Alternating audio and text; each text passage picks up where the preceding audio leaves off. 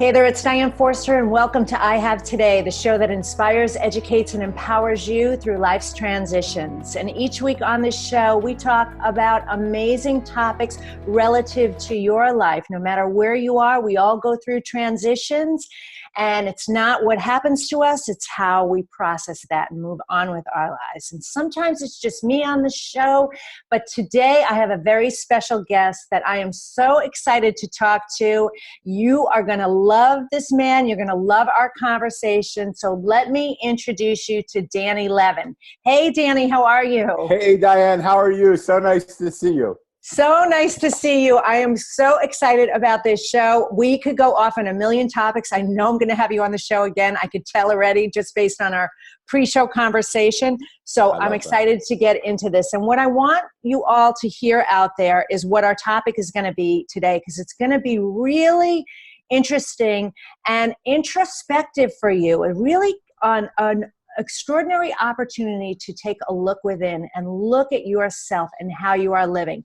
Because we titled the show today, How to Live a 5D Life. So we'll talk about what 5D means, and Danny's living this way, and I'm living this way. I'm doing my best to live this way each and every day, the I Have Today way, but and what that means for you and how you can incorporate this into your life to be living at your highest, greatest dimension and level, and really to be feeling and moving through your life in a much more intentional way. It's incredible. So that's the theme for the show. Our intention statement, if you are writing this down, is I have today to live in the fifth dimension. So if you follow me on social media, we on our Instagram feed, we have wallpapers. Every week for this show, we create a wallpaper for you to use as your phone to anchor in that week's intention. So feel free to hop over to at Diane Forster Official to stock up on those, and certainly download this one and read it for the week. So, all right. So without further ado, let me tell you a little bit about Danny. Daniel Bruce Levin walked away from a huge opportunity to work his way up from pushing a broom to running a billion-dollar business, to hitchhike around the world to find happiness and inner peace. His life has been dedicated to finding the peace and contentment that comes from truly knowing yourself. His mission has become holding the space for others to find that peace as well. One day away from being ordained a rabbi in Jerusalem, Levin left to come back to America. He opened a cafe and a bookstore in San Francisco, and then went to live for 10 years in a monastery in the foothills of the Sierra Nevada mountains as a monk. I can't wait to talk about that. He became the director of business development at Hay House and played a big part in helping it grow from $3 million to $100 million over the next 10 years. Levin is a rare blend of mystic and businessman. He believes it is his ability to see things from a different perspective that draws people and companies to work with him, and it's what brings him his greatest joy. He is the author of The Mosaic, a beautiful, amazing book. It's a beautiful fable that touches the heart and soothes the soul, but to this day, he feels he is not the author. He knows it was the characters of the fable that actually wrote this story. Wow. Danny, welcome to the show. I want to meet that guy. Hey, you get such an introduction, boy. You get to look in the mirror. Isn't that a beautiful thing? Yes, I do. Wow, I know. Wow, I mean, there are so many places for us to go. This is going to be such a great show, and I really want this to be an organic, authentic conversation, and let this flow, because I know that in this moment, living intentionally, what will come out is what the audience needs to hear, right? So, all right. So, tell us a little bit about you and your story of what has transpired to make you this unbelievable mystic, businessman, creator of the Mosaic, and doing all the work that you do. Thank you so much. You know, they say a lotus flower grows through the mud. and then pushes through the mud to become this beautiful flower. In some ways, I'm a lotus flower. I don't know that I'm the beautiful flower yet, but I've pushed through a ton of mud. The earliest moments of my life were beautiful moments. I had a mom and dad who just loved and adored me. I didn't grow up abused. I didn't grow up, hated. I grew up in a family that just loved each other. The only problem was they didn't stay around long enough. My dad passed away when I was 13, and he was my hero. Wow. And my mom passed away 2 years later on the same day, July 4th, at 15. And so all suddenly, as a 15-year-old, little naive, innocent kid, I didn't have my parents anymore. Wow. And it was only in writing the Mosaic that I realized the story of my life really unfolded, because the Mosaic is really a parabled version of the story of my life. It's about a boy who loses his parents 2 years apart on the same day. And when he asks the adults where his parents are, they tell him they're in a place called heaven. So he sets out in search of the place called heaven. Well, I didn't realize I was setting out in search of the place called heaven when I was 15. What I was looking for is there was a picture I had from my bar mitzvah growing up Jewish of my mom and dad holding me from behind. And the pride that was in their eyes, holding me and loving me, was that unconditional love that every parent has for their kid. But these are my parents, and this was the unconditional love for me. And it was that love that I was looking for, that place that unconditionally, no matter what I did, no matter what was wrong, no matter what happened, I could come home and they would love me. And so I set out in search of that love. And the people that I met were not the holy men and the rabbis and the ordained ministers and the priests and the swamis and the gurus. They were simple, ordinary people. And what I found in sitting those ordinary people is that when I came up to them, I had who they were. And after I sat and listened to them, I completely different understand who they were. And it happened so many times over and over and over and over and over again that I started to think that the world I see is not the world that is. It's just the world that I see, because I had proof in front of me. The people that I was looking at were 100% not the people that I thought they were. And I remember looking to my right and watching a monk unzip the sky. And he invited me into a parallel reality where I met the wise one. And the wise one was the keeper of the Mosaic. He was in charge of all the pieces. And he gave me an experience of the oneness of the Mosaic all coming together. And in that experience, I was like, oh my God, none of this world is what I thought it was. We're all connected. We're not separate. And as soon as I had that thought, I woke up lying down on the street next to a street artist who was building mosaics on the street with broken pieces of glass. And I wondered, how in the heck did I go from there to here? Yeah. And I'll stop there because I want people to be able to read the story. It's available on Amazon. They can get it. And, I would like them to read it and talk to me about what they think. That's so beautiful. And yes, we are going to have a link for the book here in the description section, whether you're watching this on YouTube or on my website at dianeforster.com and on the podcast as well. It's all going to be available for you to get this book, The Mosaic. You guys got to get the book. Thank you so much. Yes. So fascinating. Wow. So, well, first I want to, let's connect this 5D for people and let them understand what is your definition of living 5D? Because you even said it here, 5D personality. I love this. So you're a rare blend of mystic and businessman. Yeah. So I think for me, the fifth dimension was always a singing group that I grew up with. Yes. Right? Yes. And I had no idea what that was when they were talking, when I was growing up. How enlightened were they back then, right? Right. I mean, how beautiful. And so for me, what the fifth dimension is when you realize in the 3D world that we see, and I don't talk this way much because I don't, even though someone else put it on my website, the woman that was helping me build it said, you're a 5D guy. I said, okay, but I talk in really simple, easy to understand language. Yeah. So for me, the 5D world is a world when you realize that the world that you see is just that, like everything that we have, everything that we believe. The reason why I love the idea of a mosaic so much is that in a mosaic, they're just pieces connected to each other. Mm-hmm. And we can either allow those pieces to suffocate us or enclose us in. And that's, to me, what a 3D reality is.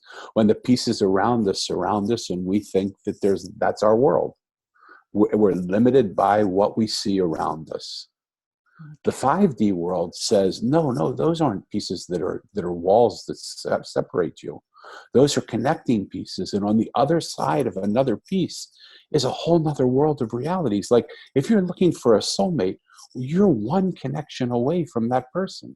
If you're looking for prosperity, you're one connection away. You're one moment away. You're one breath away. If you're looking for your business to succeed, you're literally one connection away from everything being completely different.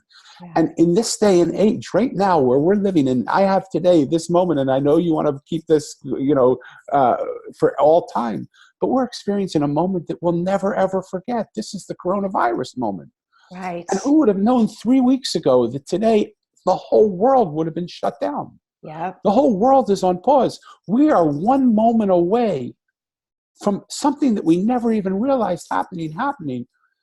And what the 5D world is for me is when we look at what the coronavirus brought, it brought a delivery system for something to come. The thing that we invited it to bring was fear, because that's what we live in. Mm-hmm. But there's a world also that delivery system so wants to bring us, which is a world of love, which is a world of opportunity, which is a world of connection, that when we allow ourselves to drop down the fear that we have and allow that same delivery system that comes out of nowhere and totally transforms the life that we live, it's bam, it's that fast. 2 weeks ago, we had no idea. 3 days ago, we had no idea. I was going to come to your studio to record this, and we can't do it now because of this spacing. Right, thing. social distancing. Social distancing.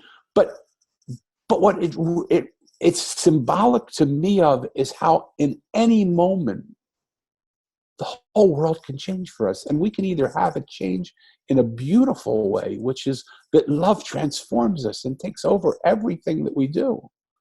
Or that our fear transforms us, right, and takes over everything that we do. So how in this moment right now, forget about who you were in the past, forget about who you think you're going to be in the future, forget about worrying about how you're going to take care of yourself tomorrow or the next day because you don't know what's going to happen with your work. How in this moment right here can you just enjoy the today? I have today. How can you really have today and enjoy the beauty of this moment and open yourself up so that all that leaves you is just reminiscent of all the beauty that's about to come to you. Right. I can't agree with you more, and I feel this way. And I think, I'm going to, kind of infer what I want to say on top of that to you, if you're listening or watching this, what this really means. It's not like a woo-woo out there thing. What this is dimensional living, right? And it's the lens that you choose to see things through. And if you're facing down, looking forward in tunnel vision at only your world, like you just said, Danny, like the world we see is the world we live in, and how you can change it. But if you elevated that a little bit, expanded yourself, maybe took an aerial view on the much bigger picture that's happening here, and choose to live in love and acceptance and joy and gratitude and in unconditional giving and appreciation, that is just going to be what you receive in your life. It is. But if you stay in that small-minded fear and scarcity mind thinking and that isolation, you are shutting off the opportunity to receive all of those other gifts. And you're right. I Have Today is so about this moment right now. This is our life right now. And if you are so worried about that future or stuck in your past, you are missing your life right now and the magic in this moment. And I love the mosaic analogy of that, how we are all connected. What a beautiful way to look at life. I love this. So the slight reframe that I would do, and it's not because what you're saying is wrong or not good, or it's just I see it slightly differently. Yeah. How do you see it? Is that when you realize there are other dimensions that you can dance in just as easily as you dance in this dimension. When you contemplate for a moment, like my book was just a simple book about normal, ordinary people. And all of a sudden, this thought came to me, or this character came to me, of a monk who literally unzipped the sky and invited me into a parallel reality. Well, what the heck is a parallel reality? That has nothing to do with the simple garbage man or a waitress or a juice man. Like, where in the heck did another reality come in? Why did it introduce itself? Because in the world of Mosaic, where everything is connected, the place that we're in and the place, there are multiple dimensions of this world that we're living in. Mm-hmm. And we can swim through those dimensions. If we're feeling low down now, there's nothing bad with feeling low down. There's no reason we should feel guilty about it. We all go through it. So it's not like you're losing out or you're missing something. It's just, if you're tired of feeling that way, if you no longer want that, if you want to feel better and the dimension you're in is not allowing yourself to do it, see what would happen if you allowed the sky to unzip. Mm-hmm. If you mentally even visualize the sky unzipping and you slipping into another reality, what would that reality look like? What would happen to you if you let go of this reality for a moment and allowed yourself the opportunity to be given a fresh new world? Mm-hmm. What would happen to you? Right. I work with someone who works with people that are struggling with money. And she just says, just let go of all of this belief system that you have. Just empty it all up, swipe it right. Mm-hmm. And just allow this fresh new energy to come into you. Yes. What would that energy bring? You don't have to know how your bills are going to get paid. You don't have to know where it's going to come from. You just have to get out of the way of doubting that it's possible. Just know, put your request out and just know that it's going to come to you. And that's the 5D world, that this world is here to be in a world of benevolence and helpfulness and kindness to help us through our lives, not to torture us. Exactly. I love that. And that's how I live too. Let go of the fear and have the faith, let go of the doubt and live in determination. Let go of the worry of how it's, and be open to the wonder of the magic. And that it is, like you said, you're one relationship away, or one moment away, or one experience away from truly everything that you want. The entire world, the universe, the gifts is all there waiting for you. I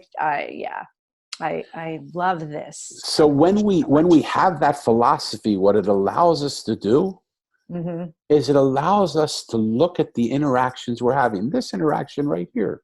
Yes. We might be just doing a podcast.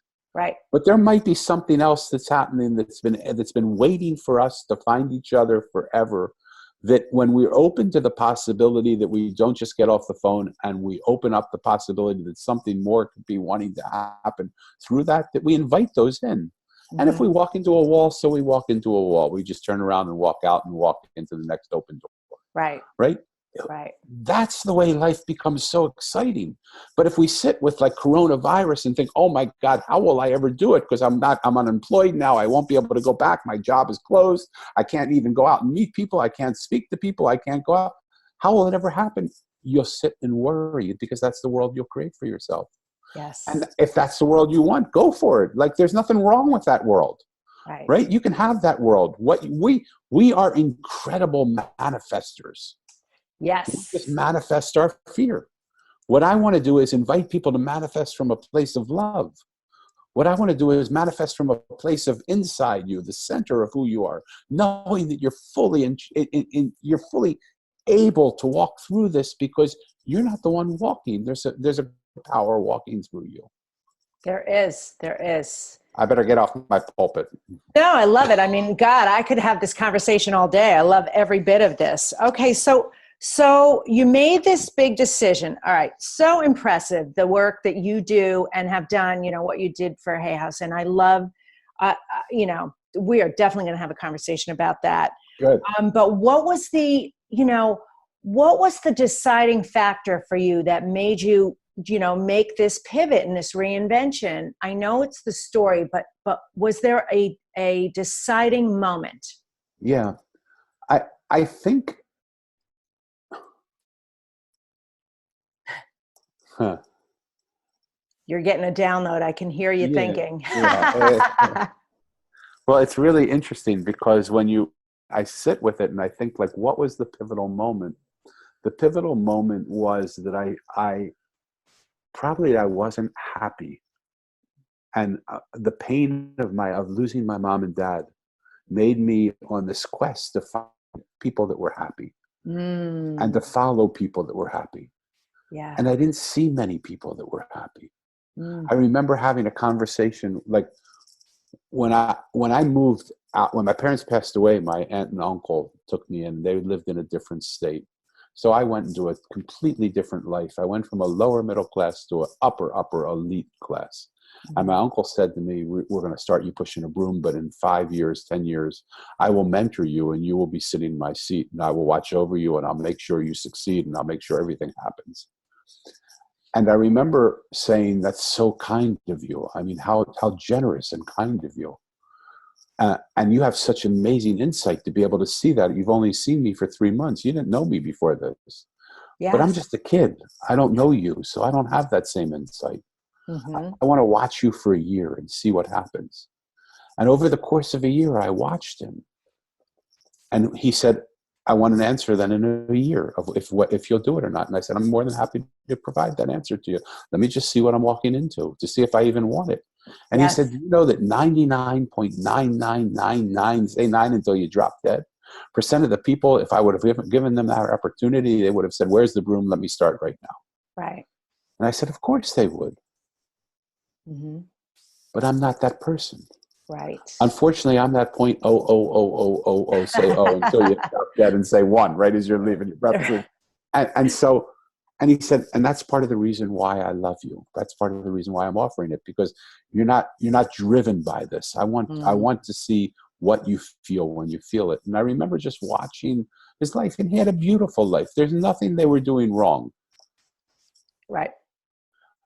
I asked him about certain things.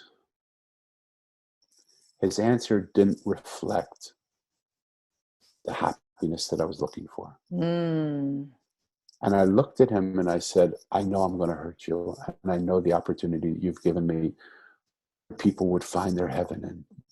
I mean, who wouldn't find heaven? And sometimes I look back and say, you stupid son of a gun. Why didn't you life would have been so much easier for you. But it wouldn't have been easier. Yeah. Because it wouldn't have been my life. And I just left it all to hitchhike around the world. Yes. Looking to try to find, and a lot of the people that I met on that trip when I was 18 years old, a lot of years ago, a lot of people that I met on that trip happened to work their way into the Mosaic, into the book. It's beautiful. They're the characters that I met, but they were common, ordinary people. But isn't that fascinating? You had no idea, and you've been writing that book your entire life. Yeah. So fantastic. And I love that. This is okay. I gotta make this point, people. Everybody who's listening to this, there are no wasted moments in your life. This is such an example of this, that every single experience, good or bad, whatever your perception of it, has taught you something and is something of value. And you took all of these life experiences and then created into this beautiful mosaic itself that is the story of your life. I love this. I love it. Well, each of us has a mosaic of our life. Yeah. What happens is we suddenly decide we're going to do something new, and we drop all of the pieces of our past because we don't think it fits into the newness of what we are. Yes. But when we attach all of the pieces of the life that we've had into the artistry of who we are in this moment, that's what's called I Have Today. Yep. Because it's that mosaic of every single breathing moment. And we look at things and we say they're bad, but are they bad because they're brown or they're yellow or they're orange or they're black or they're white? Right. They're not bad. They're just different colors, different perspectives, different shapes, different sizes. Right. But when you put them now together into this gorgeous creation of the mosaic, it's called you. Mm-hmm. The life that you have is so rich and so full. And each part of each piece, in my book, Mo Meets a Street Artist. Mm-hmm. And I told you about the street artist. And the street artist is building mosaics in the street. Yes. And people come to him with all their broken pieces. And they pour them out. And he looks at Mo and he says to Mo, when you look at these pieces, what do you see? And Mo says, I see broken pieces. And he says, really? That's what most people see. Tell me what you really see when you look at these pieces. You can't have just come from where you are, where you just came from, because he knew where he came from. Yes. They were all connected. He said, you can't just come from there and see them. And he said, well, I don't know what you want me to answer. And he said, listen to their stories. Broken pieces tell amazing stories. Yes, if you just listen to them. Mm-hmm. And they tell stories of what they used to be, forgetting about the beauty of what they are. But what we do here on the street, in the middle of the street, we take these broken pieces and we create new stories by putting them together. Because each piece on its own isn't really beautiful or isn't really anything. They're broken. They're beautiful in their own way, but they don't have the power. Right. But when we take all these pieces and put them together, we create something far more exquisite than the tray that they used to be, or the vase, or the picture frame, or the statue. Mm-hmm. They are now part of this exquisite artistry that is a mosaic that can only be made up of all the uniqueness of all the different pieces. This is the transformation moment. And so I don't look at life as you could have this if you were only doing this, or this is bad, or this is right, or why do you look at life this way when you could look at it that way? You look at it any way you want. Yep. Because in the end, you're going to see the same picture that I see. And you're going to come to it in the same way that I come to it. When you're ready, in your time, just given the ability. So I speak a lot. You can hear it. Yes. I don't shut up. And yet my real message is what happens when we listen. Yes. And part of what I want to say to people that are listening now is my words are really trying to do something very special. They're trying to occupy your mind. Because if you're only hearing my words, that's what I want. Mm-hmm. Because what's really is a transmission of vibration and the resonance of my voice and the quality of my heart and my soul touching your soul. Yes. I want to occupy your mind like we have Occupy Wall Street. I want to occupy mind. Yeah. So that it doesn't interfere with this beautiful transmission that will allow you to actually see something that you've never seen before. Mm-hmm. And it allows me to see something that I've never seen before, because I see the world differently, which means I don't see your world. Right. But when I see your world, I that opens up my world exponentially. When you see the world that I see, which is different than yours, it opens up the world exponentially. So I want to welcome all the differences of what we see. Right. Instead of separating us. Right, which you are doing a beautiful job. And I feel you piercing into me. I feel your words resonating with me. I feel the transformation. I'm the same exact way. You know, what we want to experience in any and every situation, this is my belief, my philosophy, is we're not the same person at the end of the day than we were at the beginning of the day, or the end of this interview than we were at the beginning, or whatever that experience is. You know, there is transformation happening. Things are happening. And so I am now deeper, more deeply connected to you, and your life and your experiences and I see your story in my mind. I see the whole thing in my mind, and it has now become, connected to me. It's now a piece of me as well, as I know I am with you too. And the audience that's listening and we're watching this, the same exact thing is happening. So I love that point about really being a good listener, because when you are, you allow so much expansion and the mosaic to be expanded even more and to be created even more and add those pieces in. It's beautiful. So I think what happens is the more we connect with each other, the more we realize how alike we are. Yeah. Sure, you're a beautiful woman and I'm an old guy. Okay, so on the outside, there are these superficial differences that we feel. Your color might be one and mine another. Your religion one, mine the other. But when we sit and listen to each other and spend time with each other, what we see is what we all want is the same thing. We just want to be loved and accepted. Yes. We want to be listened to and heard. We want to be 1000%. acknowledged and validated. And when we get that, and when we feel that, we feel connected to people that we never even knew. I have people come up to me and say, "How is it possible that I feel so close to you when I've only known you for 10 minutes?" People say the same thing to me. Right? Why I share things with you that I've never told anybody else. Like, why am I opening up to you like I just met you? Yeah. That's beautiful. And it's important for people to sit with that and answer that question for themselves. Yes. And not to answer it for why they feel close to me or why they feel close to you, but how do they hold the space for people so that people can feel that way with them? One of the characters in my book, if I can go, is, are you okay?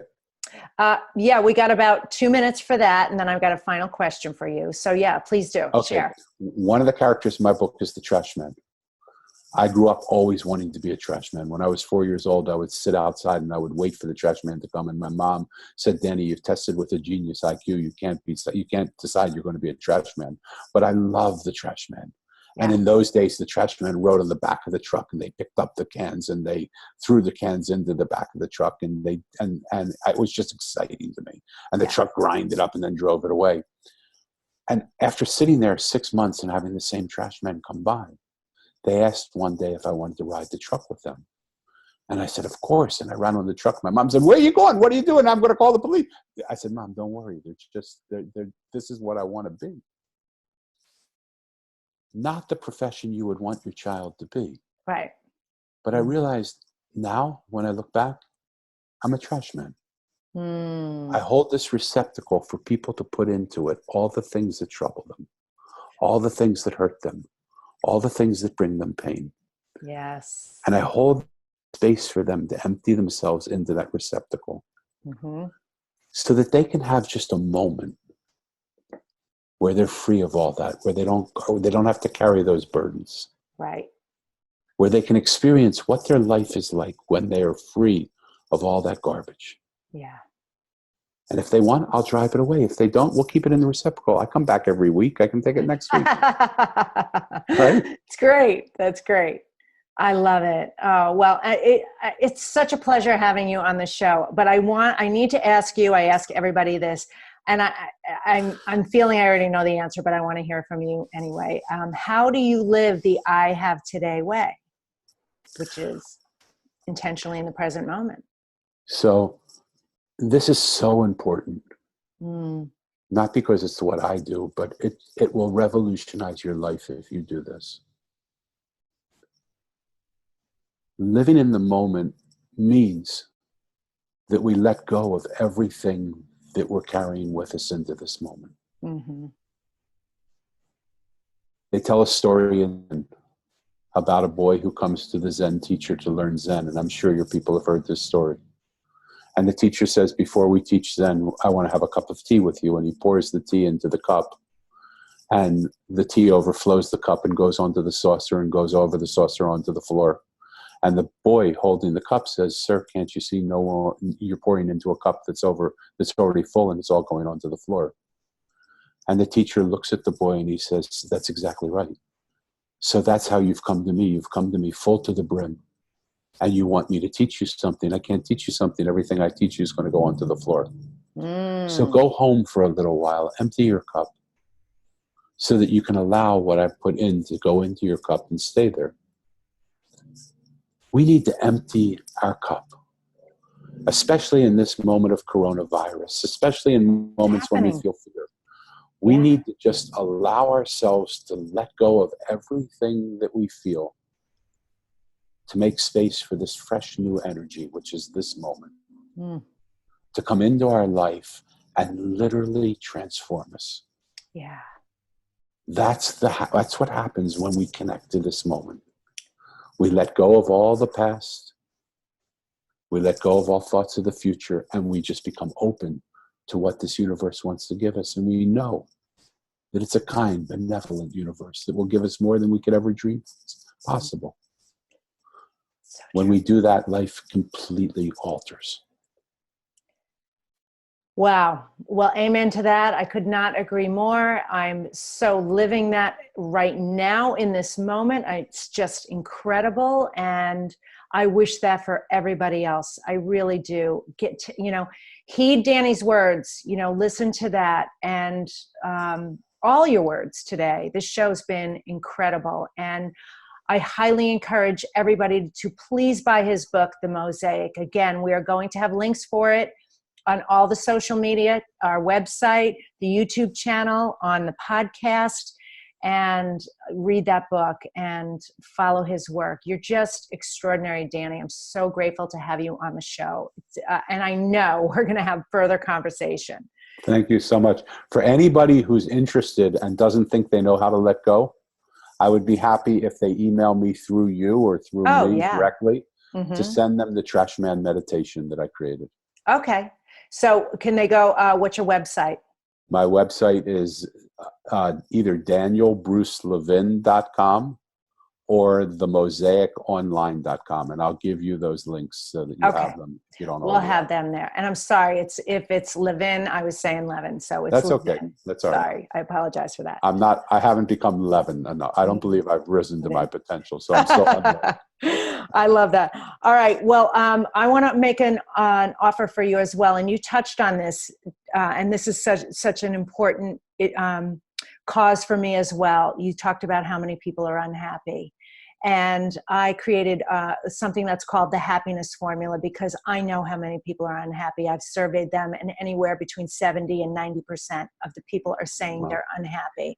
And it's an inner job, it's inner work. And so I created the happiness formula for you to figure out what that definition is for you, because it is unique to each individual. It's quick, easy. I made it super simple and super affordable. Just do the work, especially now when we have the time to actually go within and do this work, right?